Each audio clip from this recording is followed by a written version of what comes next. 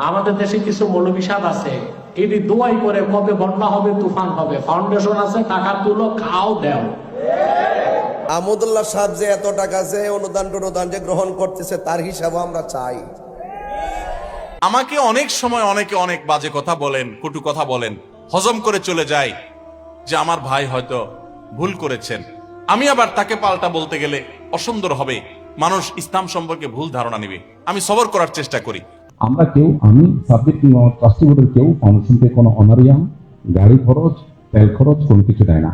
আসুন্নাহ ফাউন্ডেশনের আয় ব্যয়ের হিসাব কি অডিট করা হয়? করলে কাদের মাধ্যমে করা হয়? ফাউন্ডেশনের আয় ব্যয়ের নীতিমালা সম্পর্কে বিস্তারিত জানতে চাই। পাগলামি করে মার্কেট পাওয়ার চেষ্টা করা যায়, কিন্তু এই মার্কেট বেশি দিন চলে না। আসুন্নাহ ফাউন্ডেশন থেকে আমরা প্রত্যেকটা প্রজেক্ট ঘোষণা করার সময় আল্লাহর খাজানার দিকে তাকায়, আল্লাহর উপর ভরসা করে আমরা ঘোষণা দিই। 350 মেট্রিক টন খাবারের অর্ডার যখন করেছি তখন 3.5 টাকাও ফান্ডে নাই। আসসালামু আলাইকুম দর্শক, শাইখ আহমদুল্লাহ হুজুর নাকি আসুন্নাহ ফাউন্ডেশনের নামে কোটি কোটি টাকা হাতিয়ে নিচ্ছে। না দর্শক, এটি আমার কথা নয়, এটি বলছে ডক্টর ইনায়াতুল আব্বাসী হুজুর ও গিয়াসউদ্দিন তাহিরি হুজুর। এদিকে শাইখ আহমদুল্লাহ হুজুর এবং শাইখ আহমদুল্লাহ হুজুরের পক্ষের আলেমেরা পাল্টা জবাব দিলেন। দর্শক, বিস্তারিত গুরুত্বপূর্ণ তথ্য থাকছে পুরো ভিডিও জুড়ে। পুরো ভিডিওটি দেখলেই আপনারা সবকিছু বুঝতে পারবেন ইনশাআল্লাহ। তো দর্শক, চলুন বিস্তারিত দেখে আসি। আমাদের দেশে কিছু মৌলবী সাহেব আছে, এটি দোয়াই করে কবে বন্যা হবে, তুফান হবে, ফাউন্ডেশন আছে, টাকা তুলো, খাও দেও। আছে না? এটা এক ধান্দা। হাদিস শরীফে আসছে আল্লাহর লানত বর্ষিত হয় বাঈউল আকফান, কাফন বিক্রেতা যে, তার উপর আল্লাহর লানত আসে। কেন? কাফন বিক্রেতা সারাক্ষণ অপেক্ষা করে মানুষ কবে মরবে, কি আশা করে? কারণ মানুষ মরলে কাফন বিক্রি হবে। যারা এই যে ফাউন্ডেশন করে ত্রাণ দেয় না, এরা অপেক্ষা থাকে বছরে কখন বন্যা আসবে। কারণ বন্যা আসলেই তো আয়গা, খায়গা, জায়গা। আহমদুল্লাহ সাহেব যে এত টাকা যে অনুদান যে গ্রহণ করতেছে তার হিসাব আমরা চাই। মাদ্রাসার নাম বেনাম দিয়া যে এত লক্ষ লক্ষ কোটি কোটি টাকা দেশ বিদেশ থেকে আসতেছে তার হিসাব আমরা চাই। এই আহমদুল্লাহ হলো পাবলিককে ধোঁকা দিয়ে বোকা বানায়, ঠিক কিনা বলেন?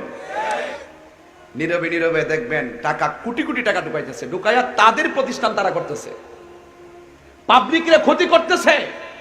3 ভাগের 1 ভাগ পাবলিকে দান করে আর 2 ভাগ দিয়া তারা আত্মসামাজিকতার নামে তাদের আকীদাগুলো প্রমোট করতেছে বাংলাদেশে। মিডিয়াতে এক লোক শেখ আহমদুল্লাহকে বাজে কথা বলেছে, আপনার মন্তব্য কি? মানুষের কথায় কি বা আসে যায়? যে যার গুণ আর যে যার কাজ দ্বারা পরিচয় যাবে, এইগুলা কিছু কথা তারা লাইমলাইটে আসতে চায়, জন্য এই সকল মানুষের বিপক্ষে কথা বলে। কেননা দেশের মানুষ জানে কে কতটুকু দেশের জন্য কল্যাণের কাজ করেছেন। বাংলাদেশে কোনো বেসরকারি সংস্থা এখন পর্যন্ত শত শত কোটি টাকার চ্যারিটি ওয়ার্ক করছে। সেই কবে ফেনীর বন্যা হয়েছে, আপনারা সকলে সার্ভিস দিয়ে আসছেন, ঠিক না ভাই? সেই বন্যা হয়েছে নোয়াখালীতে, আপনারা সার্ভিস দিয়ে আসছেন। বন্যার কথা আপনারা ভুলে গেছেন, আসুন্নাহ ফাউন্ডেশন এখনো বলে নাই। এখন পর্যন্ত 2 বছর পার হয়ে যাওয়ার পরেও ওই মানুষগুলোকে ধারাবাহিকভাবে ঘর বানায় দেওয়া হচ্ছে, ওই ফান্ডকে আলাদা করে রাখা হয়েছে, এই হিসাব করে করে এই কাজগুলো চলতেছে। আপনি মনে করেন না এই দেশে বিভিন্ন জায়গায় এরে ফাঁক করে ওর ফুকা খুঁজে সব বের করে সুন্নাহর পিছনে মানুষ নাই? আছে, কিন্তু এমন আল্লাহ রাব্বুল আমিন আমানতদারিতার সাথে এবং স্বচ্ছতার সাথে এই শাইখ আহমদুল্লাহর নেতৃত্বে এই কাজগুলো করাচ্ছেন, যারা খুঁজে ওই জায়গাতে যায় দেখে আর পারে না। তখন কি করবে? তখন কিছু পাগল ছাগল চিৎকার চেঁচামেচি করে। পাগল ছাগলের চিৎকার চেঁচামেচি কিছু যেরকম যায় আসে না, সাথে সাথে আমরা প্রশাসনের কাছেও বলবো, কোন ব্যক্তির চরিত্র হনন করা যা নয় সেই কথা বলা, এই কথা বলার নাম মত প্রকাশের স্বাধীনতা নয়, বরং তাকে আইনের মুখামুখি করে জিজ্ঞাসা করতে হবে এই কথা তুমি কার ইন্ধনে বলো এবং কেন তুমি বলো। যদি তুমি যে কথা বলছো এটার প্রুফ থাকে, প্রুফ দিতে হবে, না হলে তোমাকে মানহানির মামলার অধীনে আনতে হবে, ঠিক কিনা? কারণ এইটা যদি একদম ছাড় দিয়ে দেওয়া হয়, একদম যা ইচ্ছা সে বলে ফেলবে। আল্লাহ রাব্বুল আমিন তাকে বোঝার তৌফিক দান করুন। পাগলামি করে মার্কেট পাওয়ার চেষ্টা করা যায়, কিন্তু এই মার্কেট বেশি দিন চলে না প্রিয় ভাইয়েরা। আল্লাহ রাব্বুল তুইজ্জু মান তাশা ওয়া তুযিল্লু মান তাশা। আল্লাহ যাকে ইচ্ছা ইজ্জত দেন, যাকে ইচ্ছা আল্লাহ বেইজ্জত করে দেন। সুতরাং আমরা নিজেরা যেন নিজেদের বেইজ্জতির কারণ না হয়, আল্লাহ আমাদেরকে বোঝার তৌফিক দান করেন। আমি সাবজেক্ট ট্রাস্টি বোর্ডের কেউ ফাউন্ডেশনকে কোনো অনারিয়াম, গাড়ি খরচ, তেল খরচ কোনো কিছু দেয় না। আমার টেবিলে যে চা পাতাগুলো থাকে এগুলো আমার কেনা থাকে, আমি বাইরে থেকে কিনে আনি। ফাউন্ডেশন শুধুমাত্র পানিটা আমাকে গরম করে দেয়। আমি দুপুরের খাবারটা, আমাদের কিচেনের খাবার সবাই খায়, আমি খাবার আমার টেবিলে আসে দেখার জন্য কি রান্না হয়েছে, বাট আমি প্রতিদিন আমার বাসা থেকে খাবার নিয়ে আসি।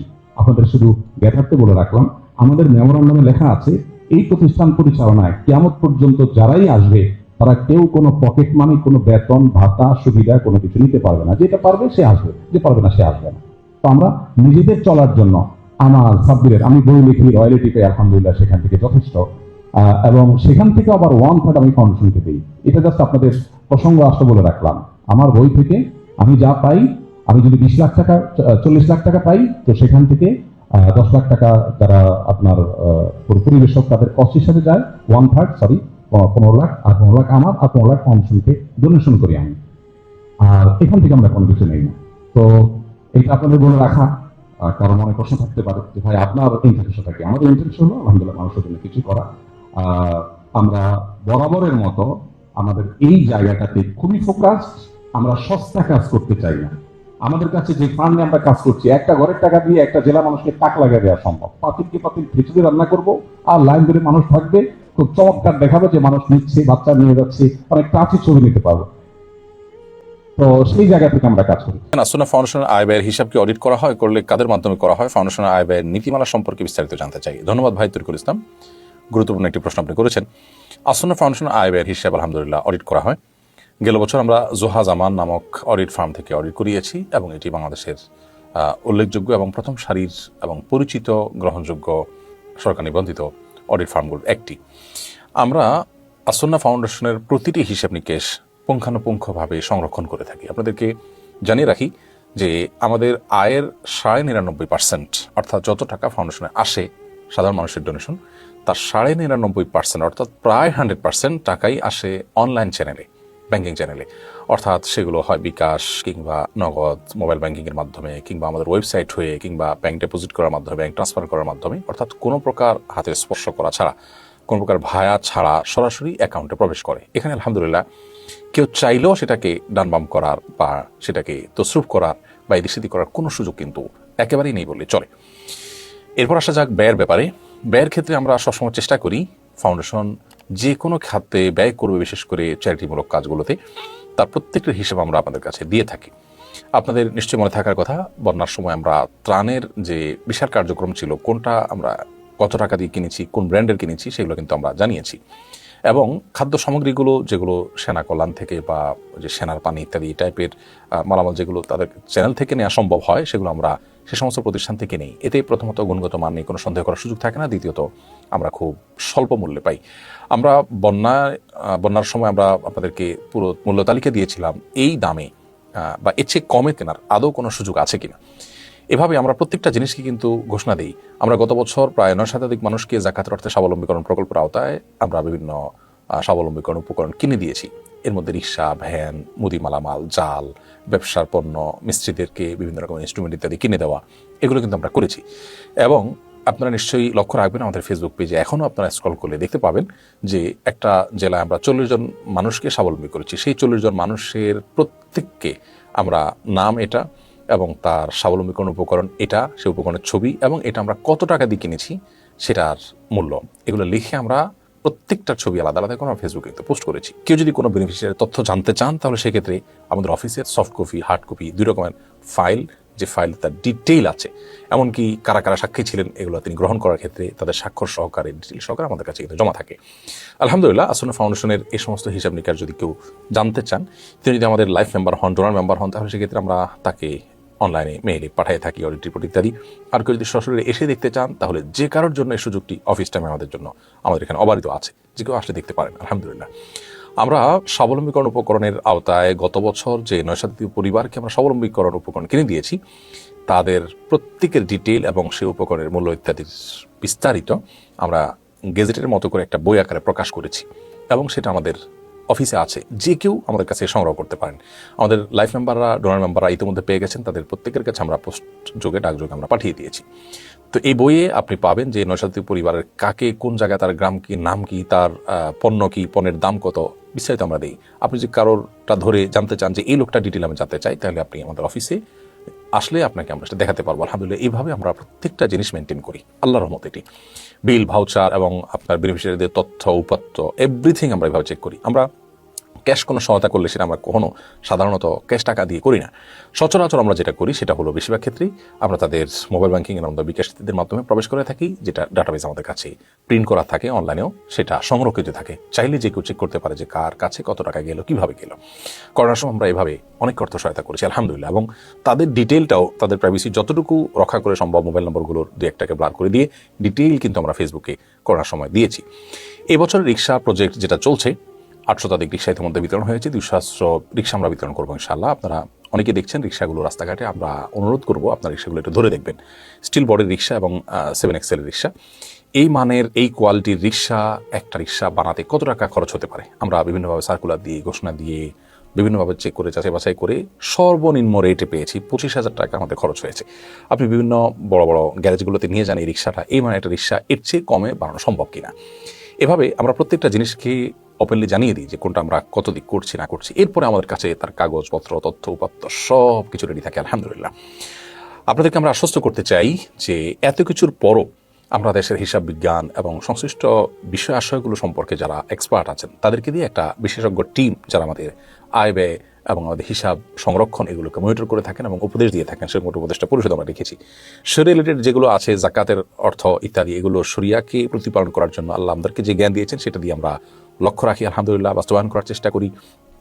এর বাইরেও আরও আমাদেরকে পরামর্শ দেওয়ার জন্য আপনার আইএফএ কনসালটেন্সি আমরা নিয়ে থাকি, অর্থাৎ সেখান থেকে ইসলামিক অর্থনীতি এবং ফিনান্স বিশেষজ্ঞরা আমাদেরকে পরামর্শ দেন এবং সময়ে সময়ে আমরা তাদের মতামত নেই যে এই বিষয়টাকে কীভাবে করলে সেটা শরিয়া সম্মত হবে, কীভাবে করলে শরিয়া অসম্মত হবে। এভাবে আমরা তাদের উপদেশ গ্রহণ করি। একদিক থেকে হিসাব বিজ্ঞান বিষয়ে সংশ্লিষ্টদের এক্সপার্টদের উপদেশ আমরা নেই, অপরদিক থেকে শরিয়া রিলেটেড যে বিষয় আছে সেগুলোকে আমরা ইসলামিক অর্থনীতি এবং ইসলামিক ফিনান্স সম্পর্কে যারা অভিজ্ঞ এবং যারা এ বিষয়ে এক্সপার্ট তাদের পরামর্শ আমরা নিয়ে থাকি। তো এইভাবে আসুন্নাহ ফাউন্ডেশনের প্রতিটা কার্যক্রম চলে থাকে আলহামদুলিল্লাহ। আপনারা জেনে খুশি হবেন যে এই যাবৎ আমাদের সকল আয় ব্যয়ের সকল হিসাব, এমনকি আপনার বেনিফিশিয়ারিদের তথ্য উপাত্ত সব কিছুর হার্ড কপি, সফট কপি বিভিন্নভাবে আমাদের কাছে সংরক্ষিত আছে। আপনাদের কারোর যদি এই বিষয়ে কোনো প্রকার ধোঁয়াশা থাকে বা জানার থাকে, আমরা তাকে অবশ্যই মোস্ট ওয়েলকাম করবো, চায়ের দাওয়াত দেবো। আপনারা আমাদের অফিসে আসুন এবং দেখুন আলহামদুলিল্লাহ আমাদের এখানে যারা কাজ করেন তাদের প্রায় প্রত্যেকেই এখানে স্বেচ্ছাসেবা দেওয়ার নিয়তেই কাজ করেন, অর্থাৎ তারা আমাদের এখানে কাজ করেন মূলত আল্লাহর জন্য। সেই সাথে তাদের চলার জন্য আমরা আমাদের জায়গা থেকে, আমাদের এন্ড থেকে সর্বোচ্চ আমরা চেষ্টা করি আলহামদুলিল্লাহ। প্রত্যেকটা মানুষই আন্তরিক এবং উদ্যমী, এবং তারাই হলো আমাদের সবচাইতে বড় মূলধন আপনি বলতে পারেন। তো তাদের সর্বাত্মক প্রচেষ্টা যেমন থাকে, আমাদের সময় যে ডোনারদের আন্তরিকতা থাকে, দোয়া থাকে, এসবগুলো মিলেই আমরা কিছু কাজ আলহামদুলিল্লাহ করার চেষ্টা করি। এবং আয়ের যেহেতু প্রায় শতভাগই আসে অনলাইন চ্যানেলে, যার কারণে সেখানে আলহামদুলিল্লাহ কোনো প্রকার ঝামেলা হওয়ার কোনো আশঙ্কা খুব একটা থাকে না বললেই চলে। আর ব্যয়ের ক্ষেত্রে এভাবে আমরা প্রত্যেকটা ঘোষণা দিয়ে দিয়ে, জানান দিয়ে দিয়ে আলহামদুলিল্লাহ ব্যয় করে থাকি। এরপর আবার সেটা মনিটর করার জন্য, সেটাকে তদারকি করার জন্য বিভিন্নভাবে আমরা উদ্যোগ নিয়ে থাকি, এবং যে আপনার অডিট ফার্মের মাধ্যমে আমরা অডিট করিয়ে থাকি। অডিট করানোর পর সেটাকে জয়েন্ট স্টকে আমরা জমা দিয়ে থাকি, তারপর নিয়ম অনুযায়ী ট্যাক্স বিভাগকে আমরা জমা দিয়ে থাকি, অর্থাৎ যেখানে যেখানে জমা দেওয়ার কথা বছরের অডিট রিপোর্ট সেখানে সেখানে আমরা জমা দিয়ে থাকি নিয়ম অনুযায়ী আলহামদুলিল্লাহ। আর আমাদের কাছে সংরক্ষণ থাকি। আরেকটি গুরুত্বপূর্ণ বিষয় আপনাদের সঙ্গে শেয়ার করতে চাই, তা হলো আসুন্নাহ ফাউন্ডেশন ধর্ম, বর্ণ এবং গোষ্ঠী নির্বিশেষে সকল শ্রেণীর মানুষের কল্যাণে কাজ করে থাকে। আমি নিজে গেল বন্যায় সুনামগঞ্জে যখন গিয়েছি, তখন আমার মনে আছে যে একটি হিন্দু পাড়ার সংবাদ জানার পর আমি সেখান থেকে ত্রাণ কার্যক্রম শুরু করেছি, এবং সেখানে গিয়ে ট্রলার ভিড়ে এবং মন ভরে সেখানে আমরা ত্রাণ বিতরণ কার্যক্রম করে তারপরে অন্যদিকে আমরা মুভ করেছি। শুধু এটি নয়, আমাদের যত প্রকার চ্যারিটি আছে জাকাতের হিসাবটা ভিন্ন, এটার নির্দিষ্ট নীতিমালা আছে। এর বাইরে অন্য সমস্ত চ্যারিটিতে আমরা ধর্ম বর্ণ নির্বিশেষে সকলকে আমরা সামিল করি আলহামদুলিল্লাহ। কারণ এরকম কোনো ভেদাভেদ করা দানের ক্ষেত্রে, মানুষের উপকার করার ক্ষেত্রে এরকম কোনো শিক্ষা ইসলাম আমাদেরকে দেয়নি। আমাদের প্রিয় নবী সাল্লাল্লাহু আলাইহি সাল্লাম ইহুদিদেরও সহযোগিতা করেছেন, অন্য ধর্মাবলম্বীদেরও সহযোগিতা করেছেন, যার যতটুকু তৌফিকে কুলিয়েছে তাকে জন্য ততটুকু সহযোগিতা কিন্তু তিনি করেছেন। আমরা ঠিক একই নীতি অবলম্বন করে থাকি। আমাদের ফাউন্ডেশনের পেজে যখন বেনিফিশিয়ারিদের বিভিন্ন ছবি আমরা বিস্তারিত প্রকাশ করে দিই, সেখানে অনেক হিন্দুদের ছবি আপনারা দেখতে পাবেন। অর্থাৎ এগুলো আমাদের মানে সাধারণ চ্যারিটির মধ্যে খুব স্বয়ংক্রিয়ভাবেই চলে আসে যে আমরা ধর্ম বর্ণ নির্বিশেষে কাজ করি, সেখানে অন্য কোনো ধর্মের মানুষ চলে আসতেই পারে। বরং কোনো কোনো ক্ষেত্রে আমরা তাদেরকে আরও প্রায়োরিটি দিই, যে হতে পারে অন্যরা তাদেরকে ইগনোর করেছে হিন্দু বলে, যাতে করে তারা অবহেলিত না থাকে, সেজন্য আমরা তাদেরকে প্রায়োরিটি দিয়ে থাকি অনেক সময়। যাই হোক, এ হলো আমাদের কল্যাণ কাজের ক্ষেত্রে, চ্যারিটি কাজের ক্ষেত্রে একটা বিশেষ মূলনীতি যে আমরা কোনো ধর্ম বর্ণ বিশেষের বা গোষ্ঠী বিশেষের মানুষের জন্য আমরা কাজ করি না। আসুন্নাহ ফাউন্ডেশন এদেশকে ক্ষুধা এবং দরিদ্রমুক্ত করতে চায়। আসুন্নাহ ফাউন্ডেশন এদেশকে সমৃদ্ধ করতে চায়। আসুন্নাহ ফাউন্ডেশন এদেশের আলেম সমাজকে কল্যাণমুখী কাজে দেশের উন্নয়নে অংশীদার বানাতে চায় এবং সেই সাথে এদেশের অভাবী মানুষের অভাব দূর হওয়ার জন্য সর্বস্তরের মানুষকে একীভূত করতে চায়।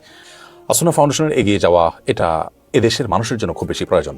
এর জন্য আপনাদের প্রত্যেকটা মানুষের সহযোগিতা প্রয়োজন, দোয়া প্রয়োজন, আন্তরিকতা প্রয়োজন। আল্লাহ তাআলা আমাদের সকলকে সকল কল্যাণমূলক কাজে একে অন্যের সহযোগী হওয়ার তৌফিক দান করুন। আমাকে অনেক সময় অনেকে অনেক বাজে কথা বলেন, কটু কথা বলেন, হজম করে চলে যায় যে আমার ভাই হয়তো ভুল করেছেন। আমি আবার তাকে পাল্টা বলতে গেলে অসুন্দর হবে, মানুষ ইসলাম সম্পর্কে ভুল ধারণা নেবে। আমি সবর করার চেষ্টা করি। আল্লাহ আমাদের সব ভাইকে সেরকম হওয়ার তৌফিক দান করুন। আলেমদের মধ্যে যারা মতবিরোধ করে, আরেকজনের পিছে লাগালাই করে, পাবলিকের সামনে একজন আরেকজনের বদনামিতে লিপ্ত, তারা জানে না যে তাদের পায়ের তলায় মাটি নাই। এই দেশে ইসলাম বিদ্বেষীরা ষড়যন্ত্র করে কত ভয়ঙ্কর গর্ত খুঁড়ে রেখেছে, এটা যদি তারা জানতো তাহলে এই কাদা ছড়াছড়ি বাদ দিয়া সেগুলোর বিরুদ্ধে তারা লাগতো। তারা প্রকৃত অবস্থা জানে না। যেই কোনো আলেম, যে কোনো ধার্মিক মানুষ তিনি যদি পরস্পর দ্বন্দ্বে লিপ্ত হন তাহলে বুঝতে হবে যে বড় বড় চ্যালেঞ্জগুলো সম্পর্কে তিনি জানেন না, সেজন্য তিনি এই ছোটখাটো বিষয়গুলো নিয়ে পড়ে আসেন। আমরা নিজেদের পিছনে লেগে আসি। আজ শয়তান আমাদেরকে একজনের পিছনে আরেকজনের লাগাই দিছে। আপনারা সাধারণ মানুষ হবে, আপনাদেরকে আমি একটা অনুরোধ করতে চাই, সেটা হলো হুজুররা যদি নিজেরা লাগালাগি করে, আল্লাহর হস্তে আপনারা ওই লাগালাগি করেন না, হুজুরদেরকে আপনারা অন্তত বয়কট করবেন। যে আমরা এই সমস্ত খোঁচাখুচি করা মানুষগুলোর সাথে নাই। এবং অনেক সাধারণ মানুষ আছে এক হুজুরের ভক্ত হইয়া আরেক হুজুরের 14 গোষ্ঠী উদ্ধার করে, আছে না নাই? ফেসবুকে জিহাদ করে দেখবেন, জিহাদ এটা হলো শয়তানের জিহাদ। যে এক হুজুরের পক্ষ হইয়া আরেক হুজুরের বিরুদ্ধে লেখা গালিগালাজ করতেছে। আপনার কে শিখাইছে? আপনার কোন হুজুর যদি আপনাকে শিখায় আরেক হুজুরের বিরুদ্ধে গালিগালাজ করো, ষড়যন্ত্র করো, তো মনে রাখবেন ওই হুজুর থেকে ইসলাম শিক্ষাই আপনার জায়েজ নেই। আপনি দিন শিখবেন সেই মানুষের কাছ থেকে যে মানুষটা অন্য মানুষকে ভালোবাসতে শিখায়। কার ভুল হতে পারে, সুন্দরভাবে পারলে বুঝান, নাহলে চুপ থাকেন। নবী সাল্লাল্লাহু আলাইহি ওয়াসাল্লাম পরিষ্কারভাবে বলেছেন যে ব্যক্তি আল্লাহ এবং আখিরাতের প্রতি ঈমান আনে ফালিয়াকুল খায়রান আও লিয়াসমুত, সে হয় ভালো কিছু বলবে আর নাহলে চুপ থাকবে, মুখ দিয়ে খারাপ কিছু বলবেন না। আমার অবাক লাগে অনেক হিন্দুদের আইডিতে অনেক আমাদের ছেলেফেলেরা, মুসলমানের ছেলেফেলেরা দেখা যায় কমেন্ট করে সেখানে তাকে গালিগালাজ করে, মালাউন, এটা সেটা নানান খারাপ কথা বলে। আমাদের সাহাবীদেরকে আপনি দেখাতে পারবেন যে তারা কোনো অমুসলিমকে গালিগালাজ করতেন? অন্য ধর্মের মানুষের প্রতি সুন্দর আচরণ করবে, সে ইসলামের সৌন্দর্য বুঝতে পারবে। আল্লাহ তাআলা আমাদেরকে হেদায়েত দান করুন। তাহলে পারস্পরিক কাদা ছড়াছড়িতে আমরা নাই, কি বলেন? আমরা নাই, আমরা কখনো করব না। এতে যা হয় হোক, দলাদলিতে আমরা নাই। আব্দুল্লাহ জাহাঙ্গীর রহমাতুল্লাহ একটা সুন্দর কথা বলতেন, স্যার বলতেন, শুনেন, আমরা হুজুররা গন্ডগোল করব, এগুলো আমাদের স্বার্থের ব্যাপার। আপনি অযথা আমাদের পিছনে আয়সা আমাদের স্বার্থ উদ্ধারের আপনি উসিলা হলেন, মাধ্যম হলেন, আপনার কি লাভ হলো? আপনার আমলটা কেন বরবাদ করলেন আপনি আমার জন্য আরেকজনকে গালিগালাজ করে? এই জন্য কোন হুজুরের ভক্তি করতে গিয়া আরেক হুজুরের শত্রু হতে যাবেন, আরেক হুজুরের গালিগালাজ করতে যাবেন। এবং মুসলমানদের পরস্পর এক দল আরেক দলের গোষ্ঠী উদ্ধার করলেন, উনি একপন্থী উনি আরেকপন্থী। ভাই আপনারটা আপনি প্রচার করেন, আরেকজনকে গালিগালাজ করবেন না, মনে রাখবেন তো ইনশাআল্লাহ। তাহলে ওলামাদের ঐক্য যাতে নষ্ট না হয় সেই জন্য আমরাও শান্তিপূর্ণ ভাবে থাকার চেষ্টা করব এবং এই জাতীয় কাজ পরিহার করব। আল্লাহ আমাদের তৌফিক দান করুন। তো সম্মানিত দর্শক শ্রোতা, আশা করি সম্পূর্ণ ভিডিওটি দেখেছেন এবং সবকিছু বুঝতে পেরেছেন। দর্শক, আমাদের দেশের আলেমদের একটাই সমস্যা, তা হলো কাদা ছড়াছড়ি করা। কোন আলেম যে কোনো ভালো কাজ করবে, এই ভালো কাজটা করতে পারে না অন্য আলেমের জন্য, অন্য আলেমের সহ্য হয় না। আর আমরা সাধারণ জনগণ, আমাদেরও সমস্যা আছে। ধরুন আমরা শাইখ আহমদুল্লাহ হুজুরকে পছন্দ করি, শাইখ আহমদুল্লাহ হুজুর খারাপ করলেও আমরা সেটিকেই সাপোর্ট করি। আবার ধরুন আমরা ডক্টর ইনায়েতুল্লাহ আব্বাসী হুজুরকে পছন্দ করি, ডক্টর ইনায়েতুল্লাহ আব্বাসী হুজুর যদি খারাপ বক্তব্য দেয়, খারাপ কোনো কাজ করে, এরপরেও আমরা সাপোর্ট করি, কারণ ওই যে সে আমার পক্ষের আলেম, এজন্যই সে ভুল করলেও, ভুল বক্তব্য দিলেও সেটাকেই আমরা সাপোর্ট করি। এটা করা কখনোই উচিত নয়। সত্যকে সত্য বলতে হবে, মিথ্যাকে মিথ্যা বলতে হবে। সে যেই আলেম করুক না কেন, যেটা সত্য সেটাকে সত্য বলেই গণ্য করতে হবে, আর যেটা মিথ্যা সেটাকে মিথ্যা বলেই গণ্য করতে হবে। যদি আমরা সত্যকে সত্য বলতে পারি, মিথ্যাকে মিথ্যা বলতে পারি, তবেই তো আমরা ইমানদার হতে পারবো। আলেমদের উচিত কাদা ছড়াছড়ি না করে অভাব দুঃখী মানুষের পাশে সবাই সবার জায়গা থেকে পাশে দাঁড়ানো উচিত। তো দর্শক, আজকের এই ভিডিও নিয়ে আপনাদের মন্তব্য কি? আপনাদের মূল্যবান মন্তব্য অবশ্যই কমেন্ট সেকশনে জানিয়ে দিবেন। আজকের এই ভিডিওটি ভালো লাগলে লাইক এবং শেয়ার করে দিয়েন। আর হ্যাঁ, নিত্য নতুন আপডেট ভিডিও পেতে চ্যানেলটি সাবস্ক্রাইব করতে ভুলবেন না। দেখা হবে নতুন ভিডিওতে, ততক্ষণ ভালো থাকুন, সুস্থ থাকুন, এই দোয়া রইল। আসসালামু আলাইকুম ওয়া রাহমাতুল্লাহ।